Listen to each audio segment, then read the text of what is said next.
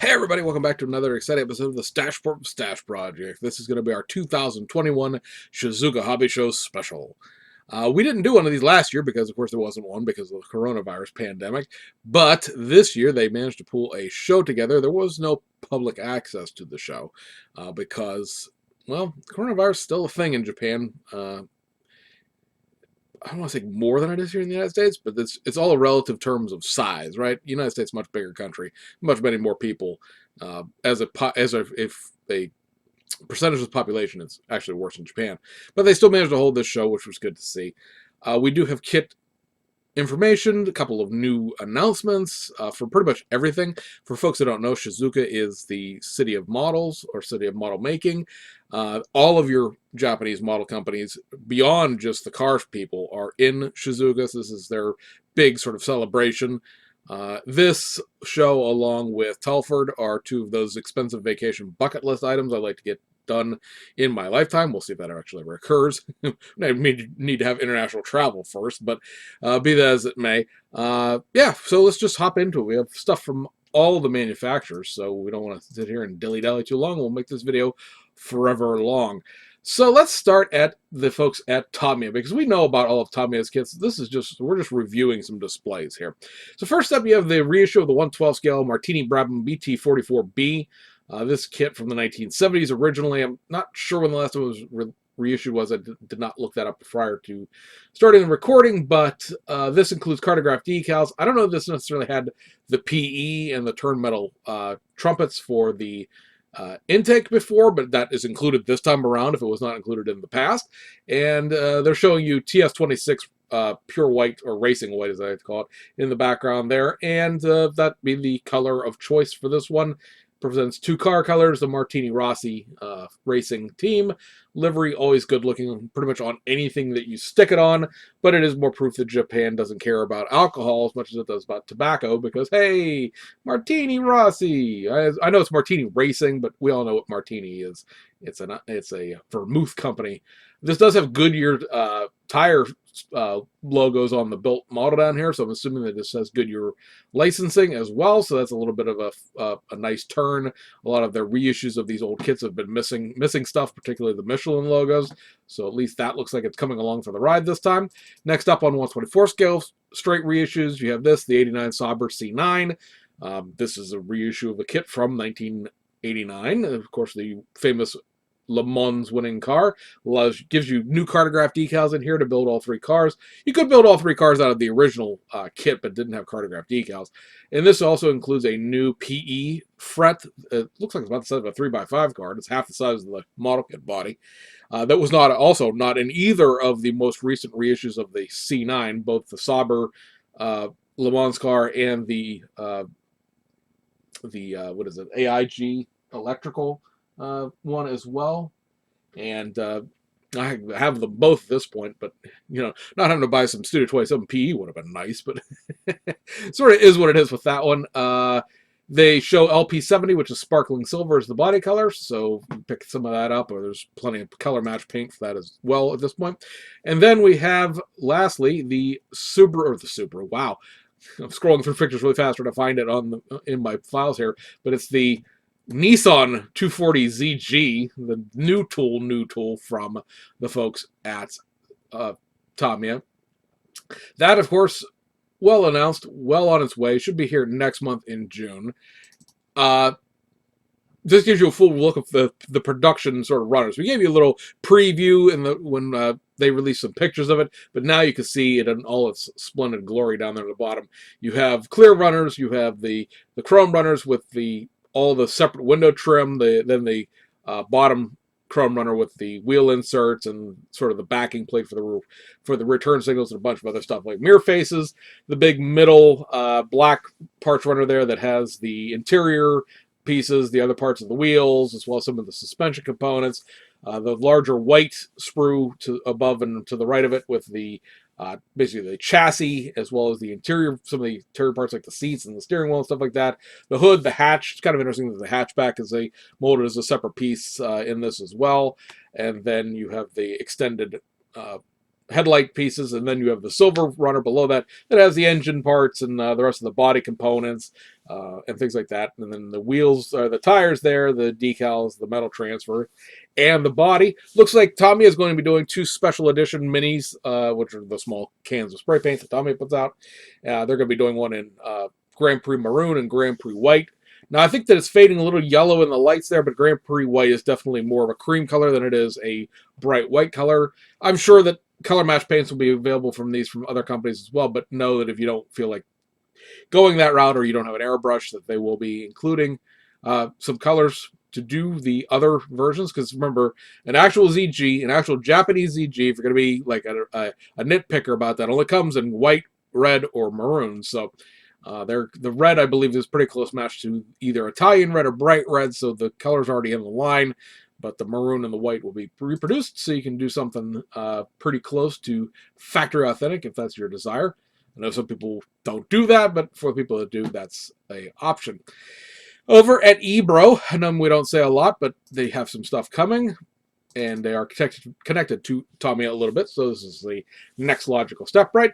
So over here we have the parts runners layout for the upcoming Tyrrell 005 1972 Grand Prix season car.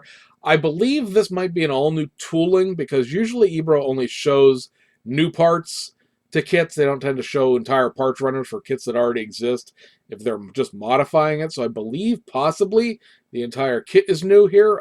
Don't know for sure. Not familiar enough with the Ebro F1 cars to say, but you get a good look at it there. It looks like they're tampo printed slicks for the wheels, so that's a pretty nice little trick as well.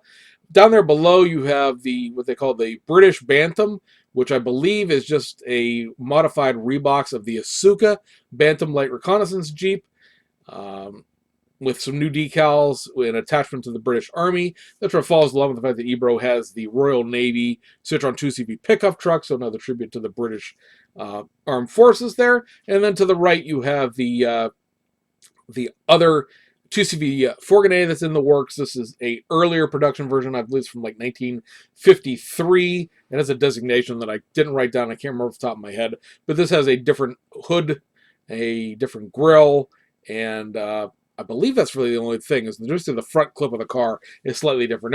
What'll be interesting to see about this is this another Tamiya Ebro connection? Because the original Citroen 2CV Fourgonette was a combination kit where you got the a lot of the motor, drivetrain, chassis components, parts of the interior came out of the 2CV kit that Tamiya did, and then the body parts were done by Ebro, so it'll be interesting to see what comes with this. I believe it does come with the roof rack with the ladders for the painting company that's advertised on the side of the car, so that'll be kind of neat to have some 124 scale ladders, although it's a pretty expensive way to go about getting some ladders if you just want the ladders.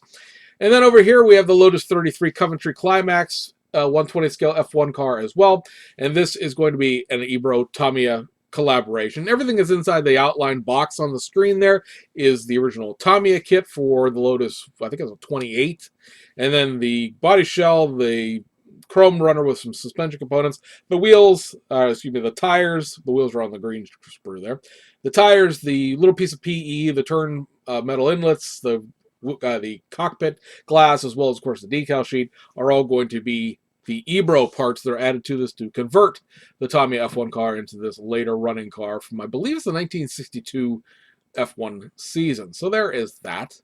Over at KA, they had some design drawings up of their next model kit, 124 scale. It'll be the Mazda Familia. They call it the third, 1973. Now, the 1973 Mazda Familia was the third sort of model year conversion, if you want to call it that, of the Familia. It was not the actual third generation, because that came in 1977, but the second gen Mazda Familia ran from 1978 to 1968 rather, to 1977. And in 1973, the car got a refresh.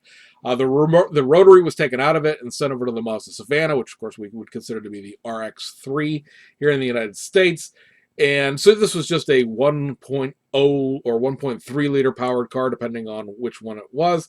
They did include down there, the little family with a baby. There's a resin set that was sort of set beside the rapid prototype of the car. So they offered some resin figures and some resin freight for the K360 and T600 Mazda little delivery trike truck things. So I believe that those will be sold separately. Picture of them photographing the car extensively on a lift down there, so should be pretty accurate. Yeah, it'll be an interesting model. Be interesting to see what else is included here, because the Familia was a coupe, a sedan, a wagon, and a pickup, and then the later versions of the sedan and the wagon were sold as Kias in South Korea. I wonder if this is not a very, very, very, very long end run around trying to make some models of some vintage Kias. But if it is, hey, I'll be in for the Kias too. But it's a very interesting little subcompact car. From Mazda. The 1960s was when Mazda started expanding out of the K market into what we would consider to be like passenger vehicles. So this is not the first larger passenger vehicle that Mazda made, but it's a pretty early rendition of those. Let's go over to Hasegawa next. Hasegawa's had a couple of parts layouts with some kits on them as well. This one has a whole bunch of stuff, and these are basically just reissues of decals, pretty much. So in the back, going left to right, you have the Honda N360 N2 in this racing version 2, just some new decals included in that. All the other parts were from the kit originally. And then you have the Mitsubishi GTO M2 back there, which represents the 1600 cc engine version. Just some decals and trim changes there, and the trim is already in the kit. Then you have the 1975 Monte Carlo Rally BMW 2002 TII with the Radio Monte Carlo livery included, so just new decals there. Then you have the Subaru 360 back there in the back with the Resin Girl figure. So the 360 SS model kit should be unchanged from the reissues that have come before it. The new piece there obviously being the Resin Girl. And then below that you have the 124 scale Formula 1 FW14. I'm trying to think what the heck, who made that now? It's a Renault, right? No, maybe not. I can't remember what manufacturer the car is. At any rate, the point here is this is the high detail version. It's got white metal engine parts, some PE thrown in there as well. It's about 2.5 times more expensive than the regular plastic kit is. But if you've been buying the high detail kits, that one will be coming back out. Last seen in the mid 2000s. And then you have the 1989 JTC season BU sponsored Toyota Supras, so nothing new there except some new decals. You should be using other associated parts that came with the original Supra. The wheels should be the other set of wheels that come with that kit, and so on. And then you have the 1988 JTC season Minolta liveried Toyota Corolla AEA 92 Livin. This represents basically the same livery that's in the B-Max kit.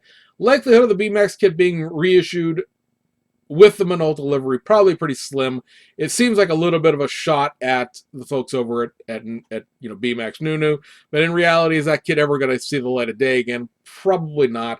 Of interest there, it's got the 3-digit numbers for that car, represents the car that won its class at the Fuji Intertech race at the end of the 1988 season. And then we got some box art stuff down here for the 1968 Carroll Shelby Prep SCCA 2000 GTs. Those will have new turn metal spinner knockoffs, because the spinners we used here in the United States were slightly different. And then you have the 85 Costa Brava ERC Rally. That is a Rothman's car. Is a Rothman's car.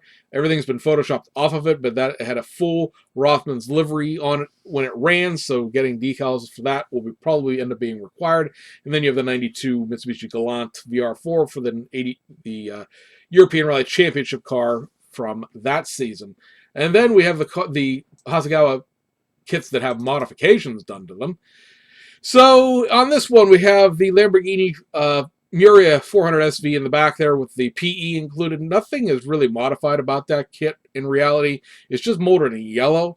They reissued it with the PE not that long ago. I'm not sure why molding it in a different color makes it new, but that's there. Just below that, you see the Mazda Cosmo with resin resin front spoiler options, so that should just be a factory stock kit with the resin piece. Beside it, you see 50s American Girls. These ones are injected molded, not resin. Some boxing around those bodies showing you quite a bit of slide mold technology going on to make those. I don't know where that 57 Thunderbird is in the background came from, because they don't actually offer that. They do have some 1960s cars, all the 66 series Cadillac and Impala and all that. Now, those aren't 1950s cars necessarily, but they would have been around the 1950s. mildly better than throwing a die-cast in the background of your figure display. Down on the bottom there, you've got the later version of the Nissan Bluebird Triple SR. We call it the factory prep rally car, because really you could enter it and rally straight from the factory. It's going to have the new hood, the new front bumper, new wheels, and new headrests. And then to the left, you have the Axia liveried Object T 1991 season R32 GTR. It's going to have the new BBS mesh wheels, and then the little runner above it shows you the little inserts that modify the front grill intake for where the intercooler is. It's slightly different than the 1992 season, so they've included those two little bits to account for the difference. So good attention to detail on that one. Now, as I check the time on this, make sure I've got time. Cool, still do. Remember, my thing shuts off at like 30 minutes, so make sure I have time. We go to the folks over at Aoshima, who had a couple of actual genuinely new kit announcements. This will be kind of exciting. So on just sort of a review of an existing kit, this will be coming next month. It is the Liberty Walk Lamborghini Huracan. This is the upgrade from the Snap-Tight kit line, if you want to call it that, where these are a lower parts content. I think it's 77 pieces to this or something along those lines. It's not a Snap-Tight kit. You do need to glue this, but it's molded in color, and the idea would be you could put it together without painting it, possibly. Of course, then a serious modeler would. It's got the slat rear engine cover, so I don't believe there's any engine detail to this. The Huracan comes with two different engine covers, or rear hoods, however you want to look at that term. One is a see-through sort of glass piece, and the other one is a multi-piece carbon fiber slat, which doesn't show any of the engine through, so they chose that one. Makes sense. It's certainly an easier way to go about it. Excuse me. This comes with that gimmick where you can adjust the ride height. I don't know anybody who's going to display one of these things with the factory road height, because the car's not driving in a display. It's bagged to the ground and shown in its parking lot park format. So it's an interesting thing that they're doing there. But like I said, I'm pretty sure everybody's going to be displaying this in its fully lowered glory, so that you can have the wheels all tucked up underneath the over fenders. But yeah, just a shot there of the entire thing. We've talked about parts of it in the past, but that gave you the overrun for the entire sprue. Now, sticking with the Liberty Walk stuff, and something that is an actual genuine new tool announcement at this show, you have this, the 2000 this is a 2015 or so year as far as what the car year was, but this is a Liberty Walk Lamborghini Aventador version 1. This is something I expected Aoshima to make pretty much ever since they signed the Liberty Walk agreement.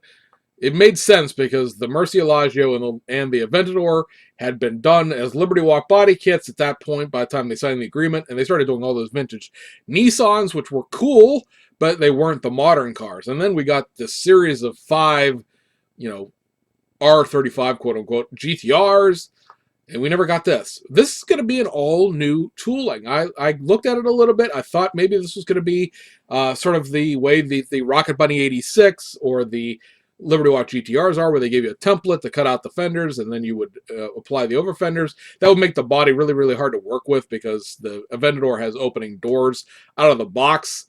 And when you have a car that's a shell as it is, cutting the fenders apart is going to make it even more wobblier. But no, this is going to be an all-new tooling. I translated the Japanese placard in the background there. It's going to have the same ride height gimmick as the Huracan, where you can display it at road height or slam to the ground in sort of the parking lot stance. I'm guessing this will have pieces and parts out of the Aventador option that nobody seems to really remember, and that is that the Japanese version of the Aventador kit, when it was released back in 2012, was a curbside. It had sort of the paint mix cup engine insert.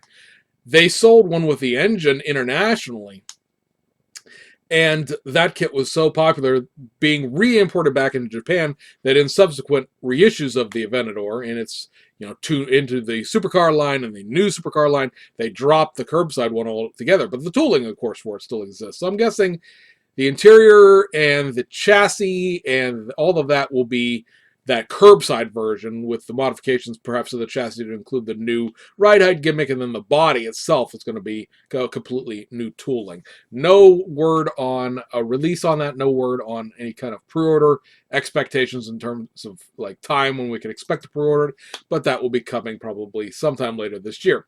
Also coming sometime later this year, and also a new announcement for the show, is this, a 1969 Toyota 2000 GT. This does, on the first surface of it, go, why would we need this? We have the Hasegawa kit. The 1969 and 1970, which were the last two production years of the 2000 GT, the 1969, the car got a very minor refresh. The side marker lights, the turn signals in the front were moved and made larger. The driving lights, because remember, the headlights flip up on this car. The things that are in the grille are driving lights. Those driving lights were made slightly smaller. The rear turn signals were moved around a little bit and changed in size. And there were a couple of little tweaks to the interior to modernize it.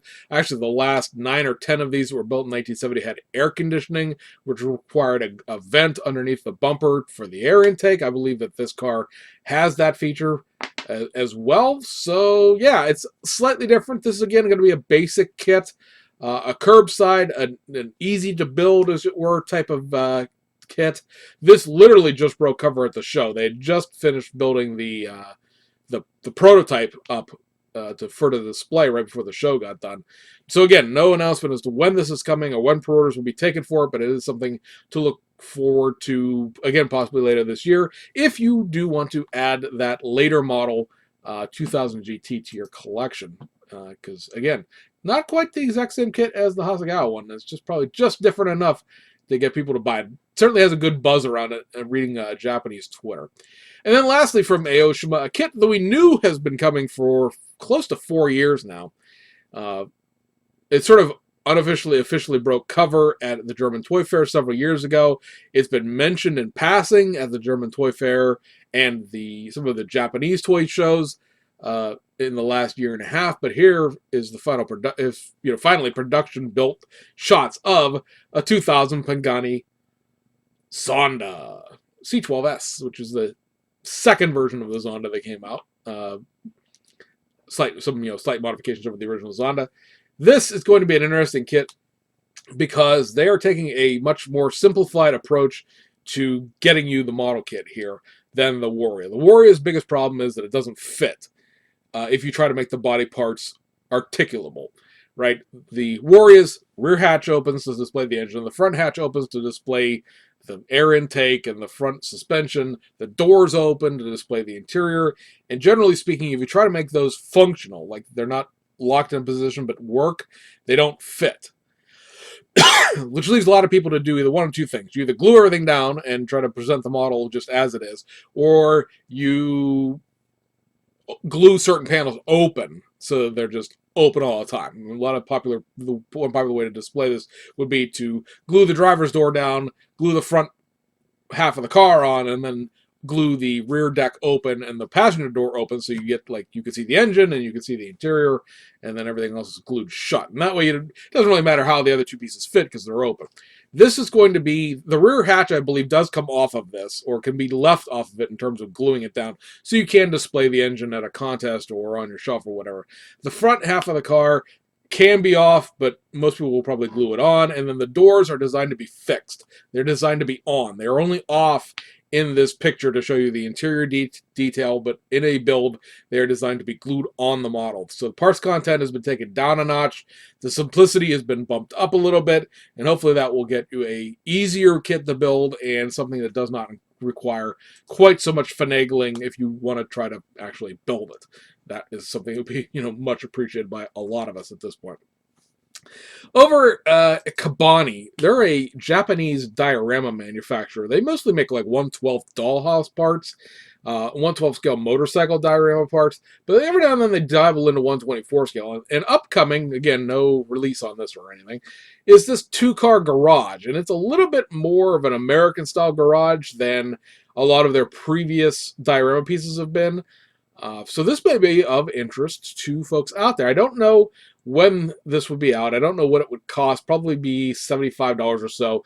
These are actually made out of wood and pressboard and some cardboard. So they are a craft type kit more than it's not plastic, so it's not like the Fujimi Garage where it's assemble a bunch of plastic panels together. This is more wood. I think the spars and the roof might be plastic, but the rest of it is all cardboard and actual wood pieces itself. So it's a very interesting conversation piece. If you've never heard of them, they have done some 1/24 scale pieces and parts in the past. That includes the stuff you're seeing here in this display image, where you have like just display bases, where you have like a coffee shop, English tea shop, and this an Italian trattoria, and this one bay sort of country garage thing that had another piece for the curved driveway that was sold separately, but most people bought both together to give themselves sort of a little bit of extended driveway. The one bay garage on that was pretty small. It was not fitting very much more than a British or Italian sort of 1960s roadster type car, Mini Cooper, things like that. But this 2-bay garage looks like it's a little bit bigger. So we'll keep you abreast as to when that comes up for pre-order. Usually Hobby Search and Hobby Link Japan carry their product line, so should be able to obtain it fairly easily without too much trouble in, where in the world can I buy this cool thing at? I can't find it anywhere. That'll take us lastly to, I believe, let me look through my files here, make sure we're lastly to Platts, which of course had BMAX and Nunu. We got to see the BMAX name back again on this, the 1/12 scale Lotus 99T. So yes, they are gunning for Tamiya F1 here with a big scale F1 car. This is supposedly going to be the most detailed 1/12 scale F1 car done ever. Now, we've heard that, brag on several things over the years and various manufacturers. And, it's a model kit. It's never going to be perfect. But, yeah, be very interested to see what goes on here. The price on this is going to be pretty steep. It's going to be excessive $2 no matter where you buy it from. The retail price on it is $250. The sale price looks like it's about $235, $230. Depending on where the discounts, come down at a Hobby Link Japan or whatever, and the yen rate on any given day versus the US dollar, I mean, it's going to be more than $200. But some places may get you closer to $200 than others. This has, is going to, from looking at it, has, engine detail as far as like plug wires and plumbing and stuff like that. Again, all stuff you'd expect off a 1/12 scale Tamiya kit.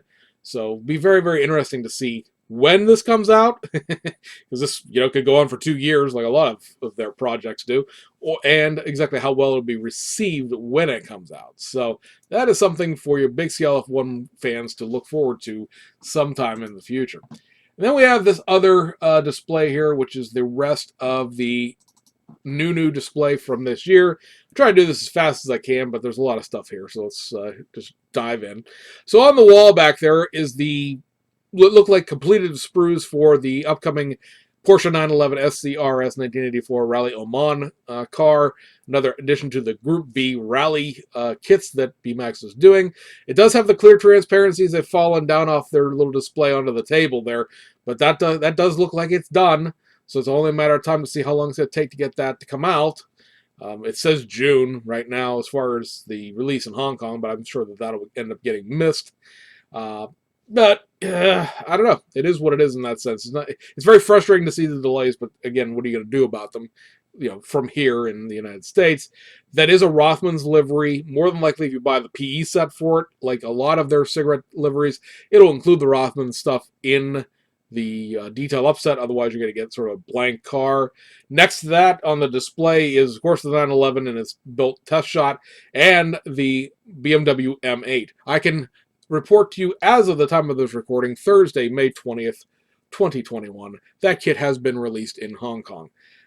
It looks like it's going to be released in Japan pretty quickly thereafter. So if you've been waiting on that kit, it is finally out, or will be out shortly, depending on your pre-order location or whatever. You can order them straight from Hong Kong right now. They were still in stock as of this morning, but that kit is finally out and released. Moving to the right, you got the prototypes there of the upcoming 1997 Volvo S40 British Touring Car Championship and the 1996 Audi A4 British Touring Car Championship. I'm kind of interested to see what else there is for that Volvo. That was the corporate Volvo livery in 1997. So all of the team cars are that livery with different team numbers and different team driver names. The A4 leads itself to a little bit of more.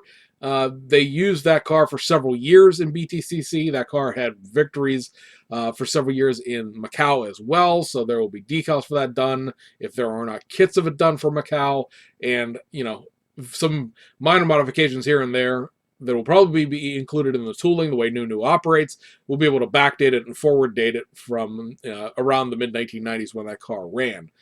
As you come down off the display, the next thing you're going to see on the far right is the 1985 JTC season Mitsubishi Starion. That should include new wheels, also I believe a new hood. The decal livery scheme is something that Frankie did, so that's him selling his artwork a little bit there. To the left, you have the PlayStation liveried BMW M6. It is 2020 VLN NLS first race of the season livery. They won that race. This is a modification of one of Frankie's artworks as far as his decal sheet goes that we all collaborated together with to include a different building option with the actual model kit. When it was announced to just be the 2016 24 Hours of Nuremberg thing. I said, hey, why are we repeating a set of decals that you've had for sale for 3 years? This needs to be something different. We contemplated for a little bit. They wanted to keep the PlayStation livery, and so what we settled on was this 2020 Nordschleife series car. Was the last time that the car ever wore the PlayStation livery for Walkenhorst. They changed to a total oil livery the next race, so it is significant as it is the only Walkenhorst PlayStation car that ever won an actual race. It did win a qualification race, but that doesn't technically count as an actual race in the series, and it again is the last time the PlayStation livery was there, so cool, very cool. Happy to be part of the collaboration on that one. Next to that, you have the Mooncraft Honda Civic EF9, just some new decals included there. Over beside that is the 1988 season BMW M3 from the Kangani Being car. This should just be a new set of decals and the Group A parts, which have been released in other kits at this point, so no new parts of that, just new decals. Please give me that kit. That is the oldest pre-order I have in my entire ordering history at this point, now that the Audi has been released and the BMW M8 have been released.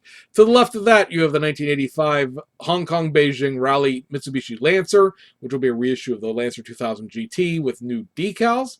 Coming down to the front, you have the very recently released, if you watched our weekly show, you know these are out everywhere now, Audi Quattro S1 and 2013 Championship livery for the Chevy Cruze. We won't go over those too much longer.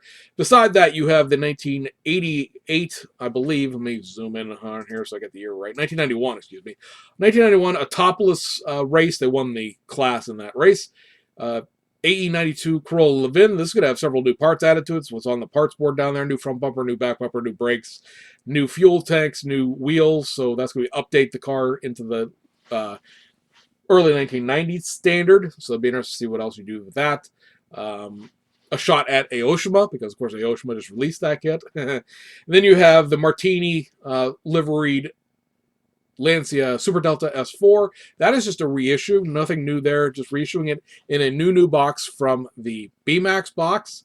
So that answers the question of we'll ever see any of the BMAX kits back at all, because that is going to get reissued.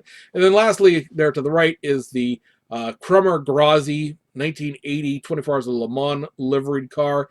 This is another one of Frankie's artworks where the decal set on the kit replicates the decal set that he sold himself, which is a great decal set because all the hot pink is in the decals. You don't have to paint the car two-tone, which doesn't seem like it would be that big of a pain in the butt until you actually sit down and realize how much of the car is pink. And then you see the new parts being added there include the new rear fenders and the new rear spoiler, which are not actually on the kit because the kit that was sent to the builder for the show, the parts weren't ready yet, so he built it just out of the regular kit.